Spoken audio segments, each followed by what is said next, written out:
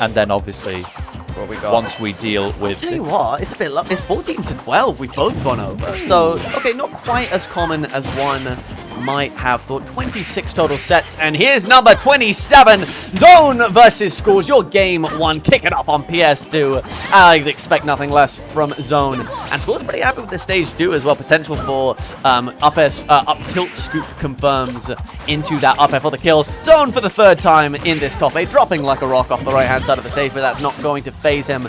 Not an SD. Looking for that down air, just barely misses it because Toon Link is a tiny little lad, and that might be the crux of Zone's combo game throughout the set.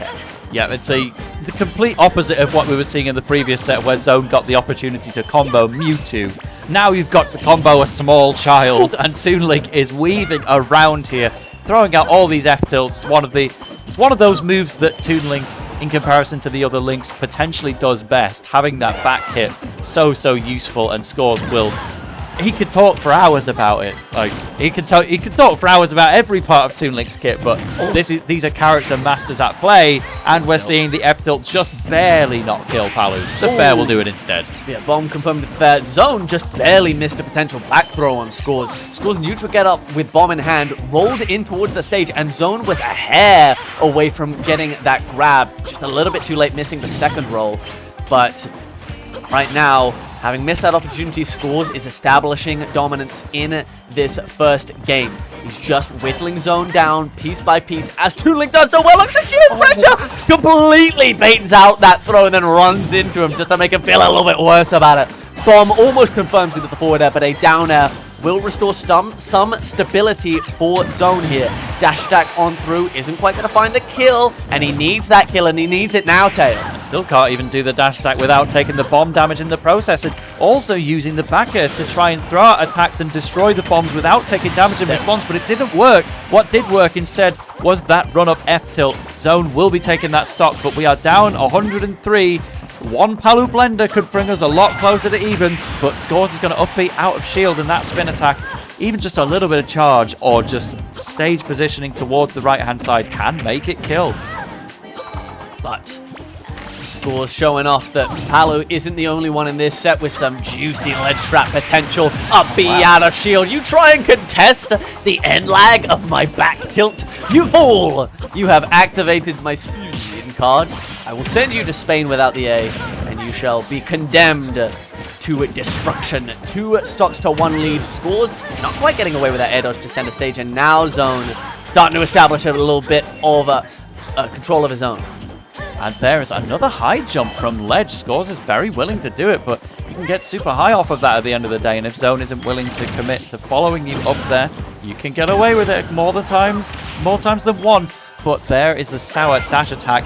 Runs off with the nair. Hold on. Skaws gets away with it with a little trade. And I saw the down air attempt as well, which would have been game ending. Goodness me, the bomb down air reversal. The fact that like the Toon Link up special just scooped all the way through Palu's nair, or like forced Zone to tech as well with the potential stage spike. That was just silliness.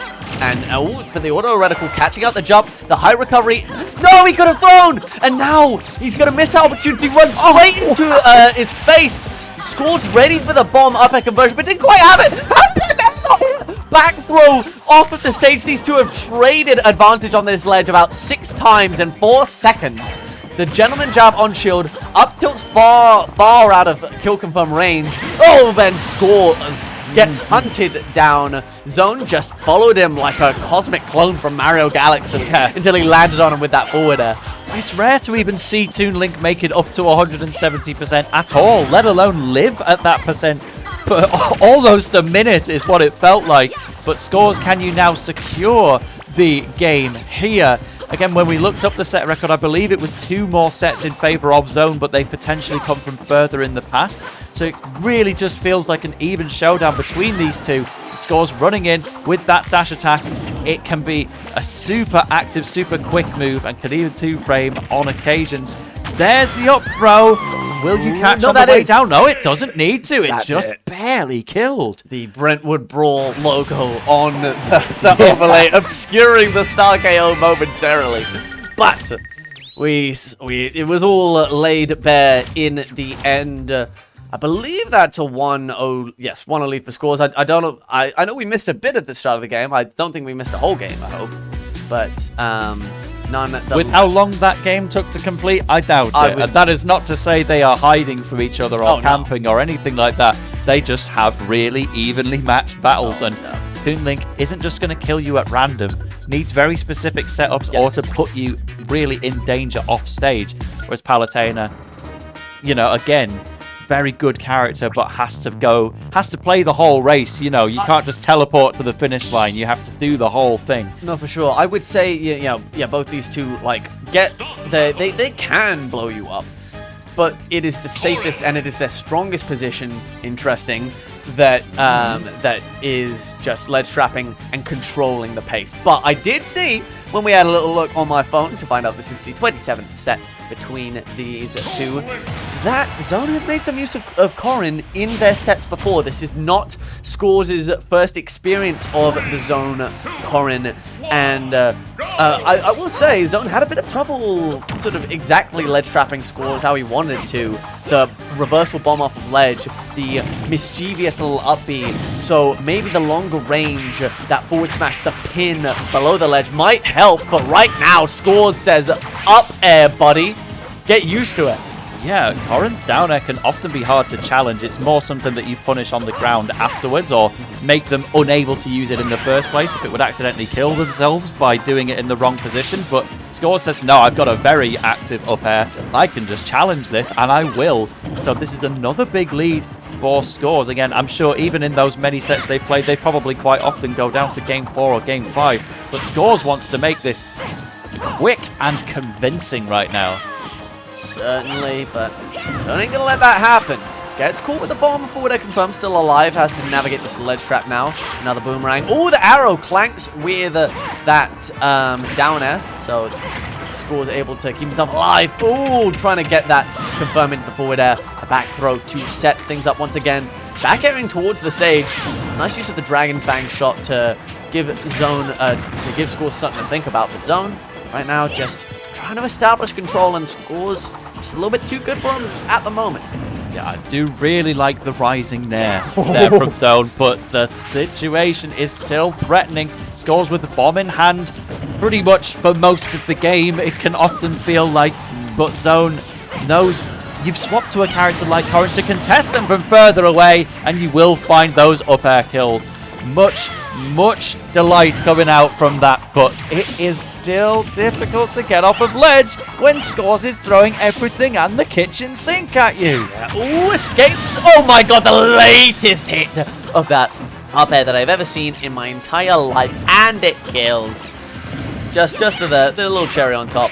Ooh, trying to get those early percent late nair confirms. That is always the trickiest thing when, oh my goodness, not these up airs again, bro. Give him a moment's rest. Again, Corrin blender time, though. We don't often talk about such a concept as the Corrin blender, but it's becoming a thing now that Shadik and Neo are revolutionizing the meta. Once you get one hit, one aerial, it's almost always going to lead to 3 or 4, it feels like, in the year 2024, and Zone was putting that to work. So we have 54%, but Skaws swinging from underneath that platform, having the safety of a ceiling over his head and using the forward air. Now it's time. Ooh, I thought we were maybe going to get an updraft, the famous up tilt to up air confirm, but Skaws has been not relying on that too much throughout this. So range too hard to contest at the moment. Kick. Whoa! Big committal with that run off Dragon Fang. I don't think that's how you're going to find your most value playing ledge trap situations as Zone, as Corrin.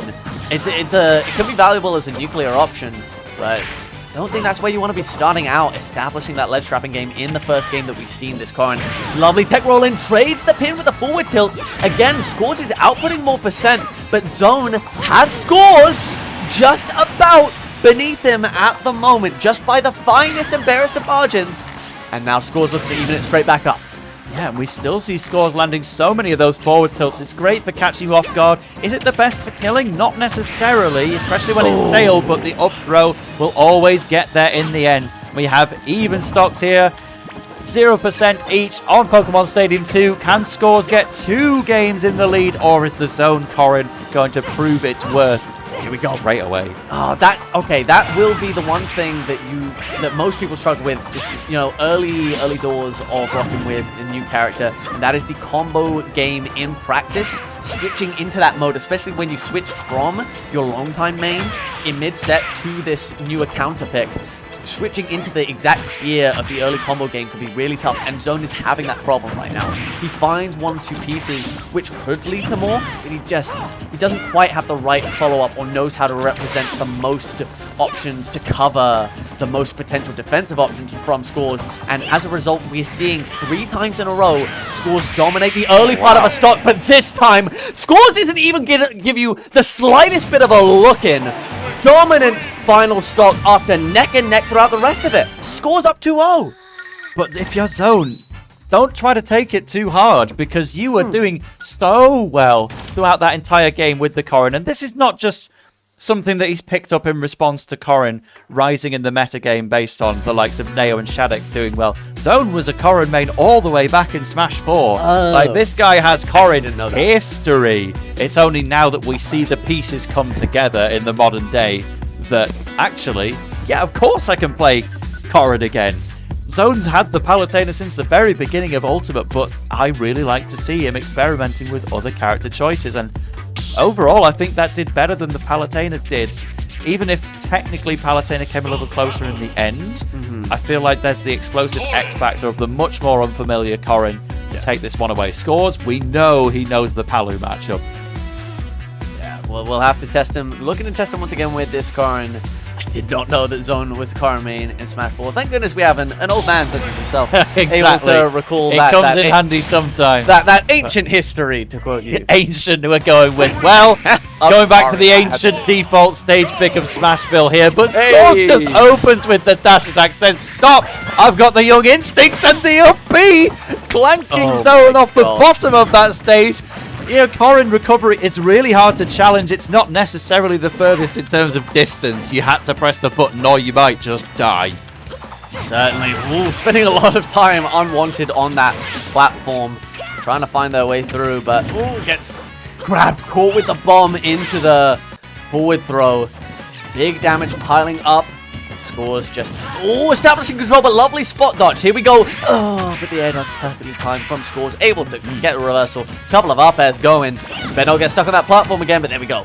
The up air is just going to stay there. You're still in the lead, and eventually you can drop a bomb down and get what was almost a kill confirmed. Maybe a bit more rage than it would have been, but wow, footstalling off the top of Corrin's recovery was that.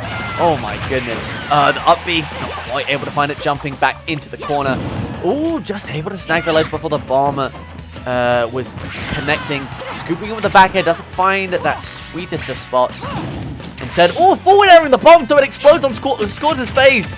Up throw, no, not going to attempt the up throw just yet, and I think he's right to not attempt it just yet. But there we go. Wow, wow. Yep, we will get the up air instead, keep everything else fresh, but what do you want to see there? I think that was the startup of Zone's forward air.